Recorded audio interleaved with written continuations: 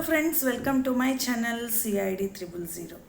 So అమ్మాయి పుట్టింది అనగానే ఫస్ట్ ఆనందం వేస్తుంది అందరికీ కూడా. అబ్బా అమ్మాయి పుట్టింది. నెక్స్ట్ తలంపు బంగారం. మన ఇండియన్స్కి ఇష్టమైంది బంగారం అండి. ఇండియన్ ఆడవాళ్ళకి ఎవరికి ఇష్టం ఉండదు.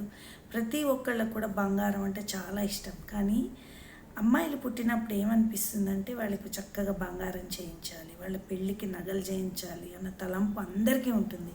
కానీ ఒక తండ్రికి పెళ్లి చేసేటప్పుడు వాళ్ళ అమ్మాయికి బంగారం పెట్టుకోవటం, అప్పటికప్పుడే బంగారం కొనటం అండ్ పెళ్లి చేయటం, ఈ రెండు ఖర్చులు ఒకేసారి వచ్చేసరికి చాలా కష్టంగా అనిపిస్తుంది.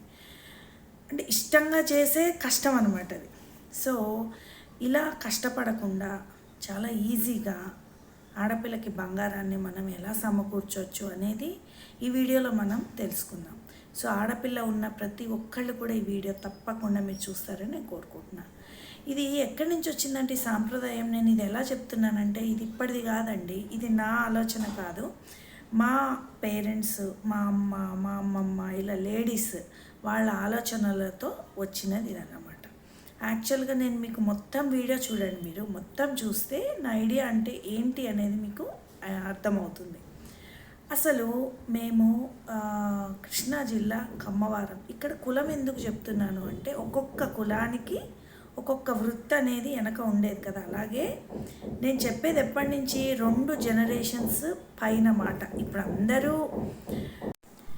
ఇప్పుడు జనరేషన్ కాదండి, ఇప్పుడు అందరూ ఉద్యోగాలు చేస్తున్నారు. ఏ కులమైనా, ఏ మతమైనా, ఏ వృత్తి అయినా అందరూ కూడా మన పేరెంట్స్ వృత్తి ఏది ఉన్నా సరే అందరూ కూడా జాబ్స్ చేస్తున్నారు, గవర్నమెంట్ జాబ్స్ చేస్తున్నారు. కానీ నేను 2 జనరేషన్స్ ముందు నుంచి ఎందుకు వాళ్ళని ప్రస్తావిస్తున్నా అనేది మీరు వీడియో పూర్తిగా చూస్తే మీకు అర్థమవుతుంది. ఇప్పుడు మా తాతలు కానీ అంతకుముందు మా జీవనాధారం ఏంటి, కమ్మవారికి జీవనోపాధి, జీవనాధారం వ్యవసాయం. అలాగే కుమ్మరికి కుండలు చేయటం, అట్లాగే ఇప్పుడు నేత కార్మికులకి నేత అంటే సాలి వాళ్ళకి నేయటం, ఇలా రకరకాల వృత్తులు ఉన్నాయి. అలాగే మా వృత్తి ఏంటి అంటే కనుక వ్యవసాయం. పొద్దున్నే వెళ్ళిపోయేవాళ్ళు మగవాళ్ళు వ్యవసాయానికి పనిముట్లు తీసుకొని వెళ్ళిపోయేవాళ్ళు. సో వాళ్ళకి అన్నం పంపించడానికి అసిస్టెంట్స్, అంటే మనం అదే పేరుని నేను చెప్పలేను, అసిస్టెంట్స్ ఉండేవాళ్ళు అనమాట. సో వాళ్ళకు కూడా ఈ ఇంట్లో ఉన్న ఆడవాళ్ళు వాళ్ళకు వంటలు చేసి క్యారేజీలు కట్టి వీళ్ళకి అండ్ ముందే వెళ్ళిపోయిన మగవాళ్ళు, ఇంట్లో మగవాళ్ళు వెళ్ళిపోతే వాళ్ళకి కలిపి క్యారేజ్ పంపించటం, మళ్ళీ మధ్యాహ్నం మళ్ళీ క్యారేజ్, మళ్ళీ నైట్, ఇలా ఇంట్లో తయారు చేసుకుంటూ క్యారేజీలు, అలాగే వంట చేస్తూ, అలాగే ఇంట్లో పాడి ఉండేది. అంటే పాడి పశువులు అంటారు కదా, అంటే వ్యవసాయానికి అవసరమయ్యే ఎడ్లు, అలాగే కోళ్ళను పెంచేవాళ్ళు. అంటే మా వాళ్ళని నేను చెప్తున్నా, కోళ్ళు, అలాగే కొంతమంది ఇదేంటి ప్రతి ఒక్కళ్ళ ఇంట్లో గీదలు ఉండేవి. అదే తెలంగాణ సైడ్ అయితే బర్రెలు అంటారు కదా, గీదలు. అంటే పాడి పంట బాగా ఉండేది సమృద్ధిగా. ఇవన్నీ కూడా ఆడవాళ్ళు చూసుకునేవాళ్ళు. మళ్ళీ ఇంట్లో కూడా అసిస్టెంట్స్ ఉండేవాళ్ళు. మేమేంటంటే మా లాంగ్వేజ్లో జీతగాళ్ళు అనేవాళ్ళం. అంటే ఆ లాంగ్వేజ్ ఇక్కడ వాడచ్చో లేదో నాకు తెలియదు, వెనక అట్లా హెల్పర్స్ ఉండేవాళ్ళు అనమాట. సో వీళ్ళందరికీ వంట చేస్తూ ఇంట్లో అట్లా పొలానికి రెగ్యులర్గా మనము 2-3 ఉండేవాళ్ళం. సో ఓవరాల్గా ఈ లేడీ ఏంటంటే 3 అసిస్టెంట్స్కి, భర్తకి, పిల్లలకి వంట చేసి పెట్టడం అనేది మా పూర్వీకుల యొక్క పని. సో ఇల్లు చక్కబెట్టుకోవటం ఇవన్నీ చేసే. సో ఫ్రీ టైంలో ఇప్పుడు వేరే వృత్తి వాళ్ళు లేడీస్ ఉన్నారు. ఇప్పుడు నేత వృత్తి చేసేవాళ్ళు ఏంటంటే ఇంట్లోనే ఉండేది నేత పని.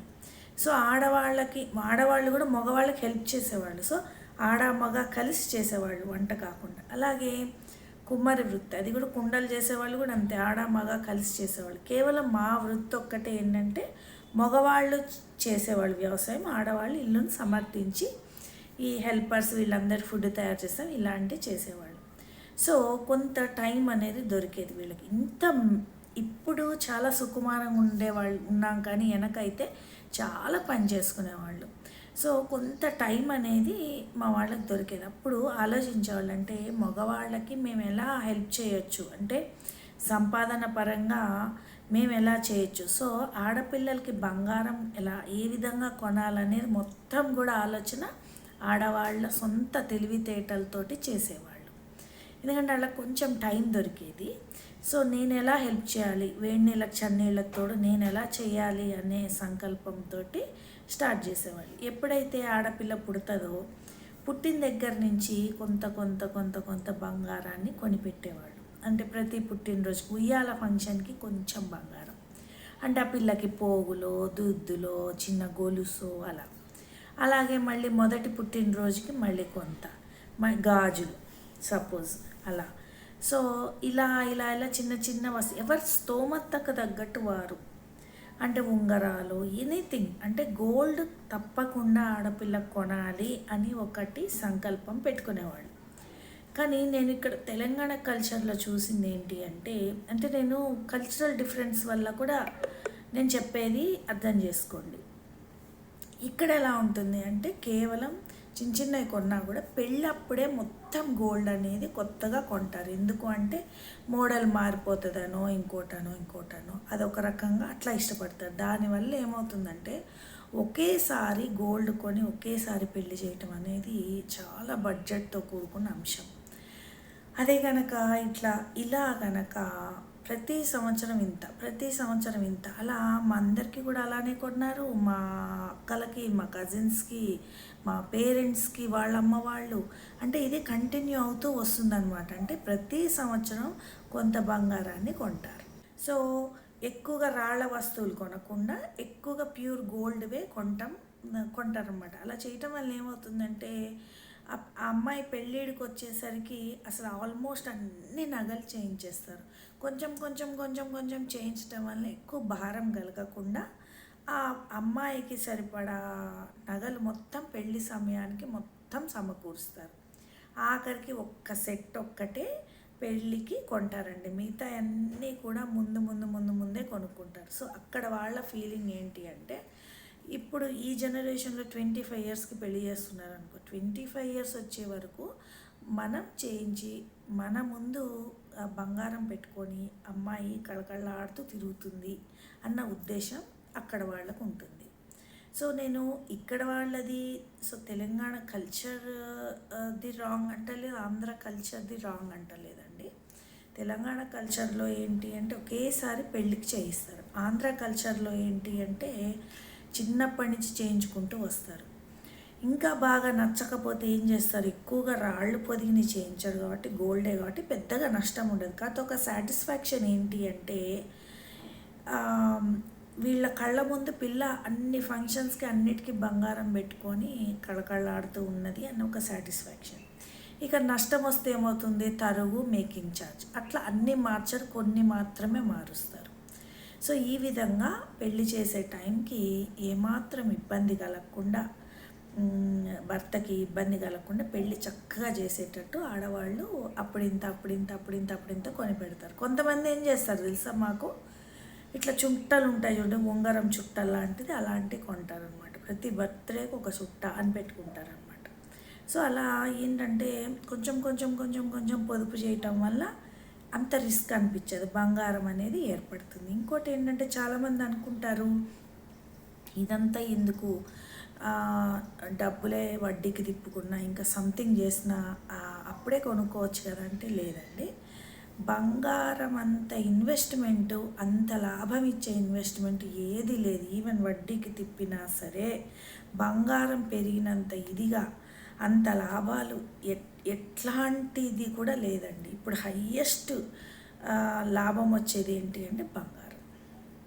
సో ఆడపిల్ల ఉన్న ప్రతి ఒక్కళ్ళు కూడా ఇట్లా కొంచెం కొనుక్కుంటూ పెళ్ళి టైం వరకు మీరు కనుక కొనగలిగితే అప్పుడు కేవలం మీరు పెళ్లి ఖర్చులకి మీకు డబ్బులు పెట్టాల్సి వస్తుంది కాబట్టి అంత భారం అనిపించదు అని ఆ ఉద్దేశంతో మా వాళ్ళు మాకు ఎలా చేయించారు అనేది. ఇంకా ఏంటంటే చిన్నప్పటి నుంచి ఫొటోస్లో అన్ని నగలు పెట్టి ఫోటోలు తీయటం అట్లా ముచ్చట కూడా తీరేదండి పేరెంట్స్కి. ఇంకోటి ఏంటి అంటే అయ్యో వేరే వాళ్ళ అంటే అమ్మాయిని పంపించేసినాక మేము ఆ ముచ్చట చూడలేం కదా, అవన్నీ చేయించి పెడతాము, అవి మా దగ్గర పెట్టుకోలేదు కదా, ఎప్పుడన్నా ఒకసారి మేము చూడగలుగుతాము, చేయించేది మేము అసలు చూడలేమన్న బాధ కూడా కొంతమంది పేరెంట్స్కి ఉంటుంది. సో నేను అనేది ఏంటంటే ఈజీగా ఎక్కువ బర్డెన్ లేకుండా ఉండాలంటే పుట్టినరోజు కని పెట్టుకోండి. అలా ప్రతి పుట్టినరోజుకి కొంత బంగారం కొని అలా పెడితే ఆర్నమెంట్ రూపంలో పెడితే ఆ పిల్ల వేసుకుంటుంది, లేదా చుట్ట రూపంలో అయినా పెట్టవచ్చు. అలా పెడితే ఒకేసారి కూడా చేయించవచ్చు, పెద్దగా నష్టమేమి ఉండదండి. మ్యాక్సిమం ఎలా కొనాలి అంటే ఇప్పుడు బుట్టలు ఉన్నాయి, అవి ఎప్పటికీ మారవండి. అలాంటి మోడల్స్ ఎప్పటికీ మారవు. హారం ఉంది, లక్ష్మీ హారం ఉంది, ఎప్పటికైనా మారుతున్నాయి. అవి 30 సంవత్సరాల నుంచి అదే మోడల్స్ ఉన్నాయి.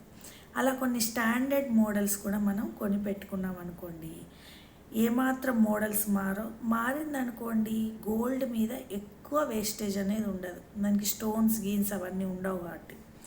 లేదా చుట్టలు నేను అన్నట్టు చుట్ట కొని పెట్టుకుంటే అన్నీ కలిపి ఒక్కసారి పెళ్ళికి మనం మార్చి కూడా తీసుకోవచ్చు. సో సంవత్సరానికి ఒకసారి కొనుక్కుంటూ కొంచెం పొదుపు చేసిన దాంతో కొనటం వల్ల పెద్దగా రిస్క్ అనిపించదు అమ్మాయి పేరెంట్స్కి. సో ఇలా చేస్తారండి మా వైపు వాళ్ళు. మరి ఏమంటారు? బాగుంది ఐడియా? మీ కామెంట్స్ ద్వారా నాకు చెప్పండి. ఓకేనా? Thank you.